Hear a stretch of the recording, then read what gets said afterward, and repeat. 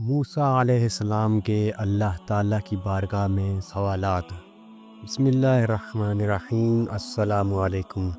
موسیٰ علیہ السلام نے اپنے پروردگار سے سرگوشی کرتے ہوئے پوچھا، اے پروردگار، تیرا چہرہ کدھر ہے، شمال یا جنوب کی جانب، تاکہ میں اس طرف منہ کر کے تیری عبادت کروں۔ اللہ تعالیٰ نے موسیٰ علیہ السلام کی طرف وحی بھیجی، اے موسیٰ، آپ آگ جلائیں، پھر اس کے ارد گرد چکر لگائیں، دیکھیں کہ آگ کا رخ کس طرف ہے۔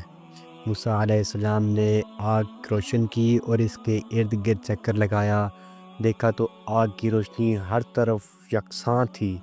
چنانچہ دربار الہی میں عرض کیا، پروردگار، میں نے آگ کا رخ ہر جانب یکساں ہی دیکھا۔ اللہ تعالیٰ نے فرمایا، اے موسیٰ، میری مثال بھی ویسی ہی ہے۔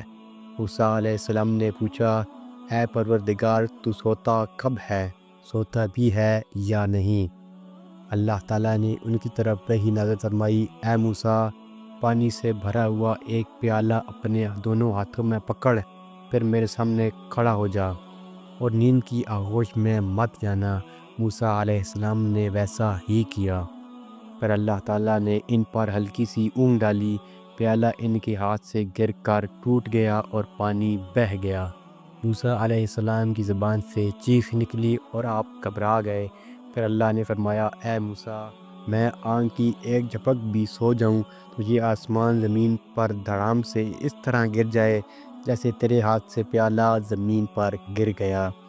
پھر موسیٰ علیہ السلام نے پوچھا، میرے پروردگار، تو نے مخلوق کی تخلیق کیوں کی جبکہ ان سے تجھے کوئی ضرورت نہیں پڑتی؟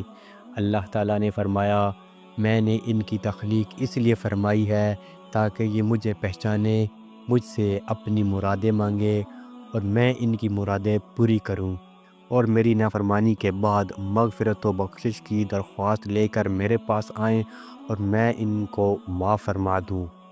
موسیٰ علیہ السلام نے پوچھا، کیا تو نے کوئی ایسی بھی چیز پیدا کی ہے جو تیری ہی جستجو میں رہے؟ اللہ تعالیٰ نے فرمایا، ہاں، مومن بندے کا دل جو میرے لیے خالص ہے۔